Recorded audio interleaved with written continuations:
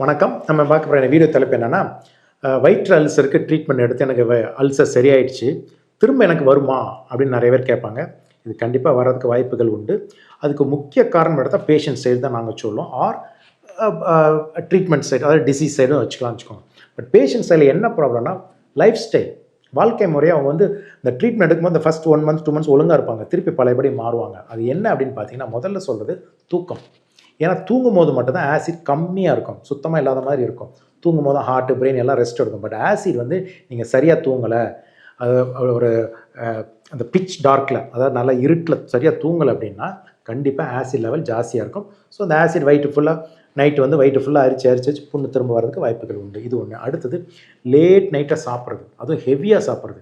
Late night biryani இல்லை late night ஹெவியாக சாப்பிட்றது, அது சாப்பிட்டுட்டு உடனே படுத்துடுறது, இதுவும் ஒரு முக்கிய காரணமாக திரும்ப வர்றதுக்கு வாய்ப்புகள் உண்டு. இது தவிர ஸ்ட்ரெஸ் பார்ட்.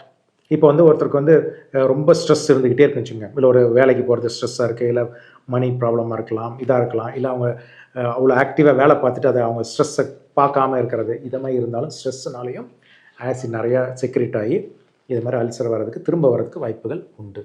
இது மெயினாக அதாவது லைஃப் ஸ்டைல் அப்படிங்கிறது, அதை ஒழுங்காக செய்யாமல், வெயிட்டு முக்கியமாக உடல் பருமன். இந்த உடல் பருமனாக இருக்கிறவங்களுக்கு முன்னாலே சொல்லியிருக்கோம், என்னென்ன வியாதிகள் வரும். அதில் முக்கியமாக அந்த அல்சர், ஆசிட் ரிஃப்ளக்ஸ், இது எல்லாமே அதில் வரும். ஸோ அதனால் உடல் பருமன் ஒரு முக்கிய காரணம்.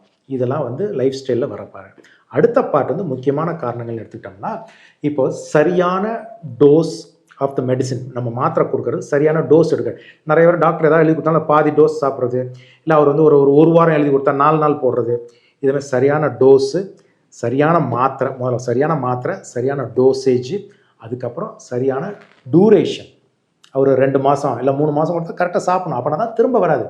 எனக்கு 4 நாளில் சரியாயிடும். யூஸ்வலாக பார்த்தீங்கன்னா அல்சரில் என்ன ஒரு பெரிய பியூட்டி அப்படின்னா, நம்ம வாயிலேருந்து ஆசன வாய்க்குள்ள ஒரு 30 அடி நீளம் அந்த உள்ள லைனிங் 4 நாளைக்கு ஒரு புது லைனிங் வரும், புது புது செல் வந்துக்கிட்டே இருக்கும். ஸோ உங்களுக்கு மாத்திரை போட்டு 4ஆவது நாள் உங்களுக்கு வலியெல்லாம் போயிடும். ஸோ அவங்க எனக்கு எல்லாம் சரியாயிடுச்சு அப்படின்னு சொல்லிட்டு ஒரு வாரத்துலேயே மாத்திரை நிப்பாட்டிடுவாங்க. ஸோ சரியான மாத்திரை, சரியான அளவு, சரியான நேரம், காலம், அதாவது 1 வாரம் இல்லை 10 நாள் இல்லை 1 மாதம், அது கரெக்டாக வச்சுக்கணும். இது 2வது காரணம். மூணாவது மூல காரணம் என்னன்னு சரியாக தெரியாமல் ட்ரீட் பண்ணுறது. இப்போ அல்சர் வர்றதுக்கு பல காரணங்கள் இருக்கலாம். பட் அதில் ஜென்ரல் நம்ம என்ன சொல்லலாம், ஹெச் பைலோரி இன்ஃபெக்ஷன். இப்போ ஹெச் பைலோரி இருந்து அவங்களுக்கு அல்சர் நம்ம வெறும் அல்சருக்குள்ளே ட்ரீட்மெண்ட் கொடுத்து ஹெச் பைலோரி ட்ரீட் ஆகலைன்னு வச்சுக்கோங்க, அப்போ திரும்ப வரதான் செய்யும். ஸோ அதனால் ஹெச் பைலோரி ஒரு முக்கிய காரணம். அதே மாதிரி பெயின் கில்லர்ஸ், இப்போ வலி மாத்திரை, இப்போ திடீர்னு ஒரு ஃப்ராக்சர் இருக்குது, இல்லை ஒரு முதுகு வலி, இது போல் மாத்திரை போடுறாங்க. அந்த மாத்திரையை நம்ம நிப்பாட்டிட்டோன்னா பரவாயில்ல. சப்போஸ் அந்த மாத்திரை தொடர்ந்து சாப்பிட்ற மாதிரி இருக்குது, இல்லை இவங்களே கடையில் போய் தலைவலி மாத்திரைன்னு போட்டுக்கிட்டே இருக்காங்கன்னு வச்சுக்கோங்க, அப்போ திரும்ப வரலாம். ஸோ மூல காரணங்கள் அது சரியாக ட்ரீட் பண்ணாமல் அப்படியே மூல காரணம் அப்படியே இருந்ததுன்னா இது திரும்ப வர்றதுக்கும் வாய்ப்புகள் நிறையா இருக்குது. இது தவிர முக்கியமாக சொல்லுது ஃபுட் டிசிப்ளின். அது எவ்வளோ வேணும்னா டைமிங். அதில் என்ன சாப்பிட்றோங்கிறத எத்தனை மணிக்கு சாப்பிட்றோங்கிறது ரொம்ப ரொம்ப இம்பார்ட்டன்ட். எப்போவுமே சொல்லும், காலையில் நல்லா நைட்டு தூங்கி எந்திரிச்ச உடனே காலையில் கண்டிப்பாக சாலிடாக எந்திரிச்சு 1/2 ஹவரில் சாப்பிட சொல்கிறான், 30 நிமிஷத்தில். பட் அது இல்லாட்டாலும் அட்லீஸ்ட் கண்டிப்பாக பிரேக்ஃபாஸ்ட் கண்டிப்பாக. ஏன்னா 8 மணி நேரம் வெறும் வயிறாக இருந்து ஆசிட் சுரந்துக்கிட்டே இருந்திருக்கும். எந்திரிச்சோடனே அந்த ஆசிட் வயிற்றை போட்டு அரிக்கும் போது நம்ம சாப்பாடு இருந்ததுன்னா அது ஆசிட் சாப்பாட்டில் படலாம், வயிற்றில் படக்கூடாது. ஸோ அதனால் காலையில் கரெக்டாக சாப்பிடணும். அதுமாதிரி முடிஞ்சால் இந்த ஆசிட் ரிஃப்ளக்ஸ் இருக்கிறவங்களாம் என்ன பண்ணணும்னா 7 மணிக்கு மேலே சாப்பிடாதீங்க, சாப்பிட்டோன்னே படுக்காதீங்க. இது இந்த ஃபுட் டிசிப்ளின், டைம். எல்லாருக்கும் என்ன சாப்பிடணுங்கிறது நல்லாவே தெரியும், நிறைய பேருக்கு தெரியும்.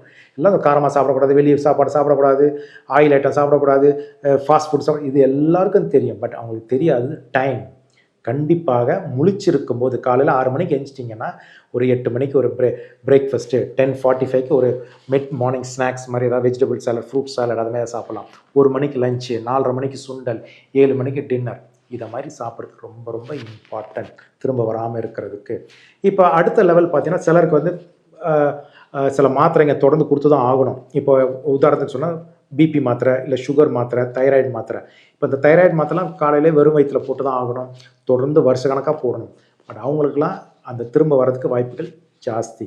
சுகர் மாத்திரை நல்ல மாத்திரை, அந்த மெட்ஃபார்மின்னா வயிறில் புண்ணாகிறதுக்கு வாய்ப்புகள் ஜாஸ்தி. ஸோ அதனால் அவங்களுக்கு திரும்ப இந்த புண் வர்றதுக்கு வாய்ப்புகள் ஜாஸ்தி. அதே மாதிரி நைட்டில் மாத்திரையை போட்டுட்டு உடனே படுத்துற, இப்போ ஆஸ்பிரின் மாத்திரை நிறைய நைட்டு போகிறாங்க. அந்த மாதிரி வயிறு புண்ணாகக்கூடிய மாத்திரைகள் எல்லாமே காலையில் போடலாம். ஏன்னா மாத்திரையை சாப்பிட்டு 4 ஹவர்ஸ்க்கு படுக்கக்கூடாது. வயிறை புண்ணாக்கக்கூடிய மாத்திரைங்க சாப்பிட்டு 4 மணி நேரத்துக்கு ஃப்ளாட்டாக படுக்கக்கூடாது. இதுதான் முக்கியமாக சொல்கிறது.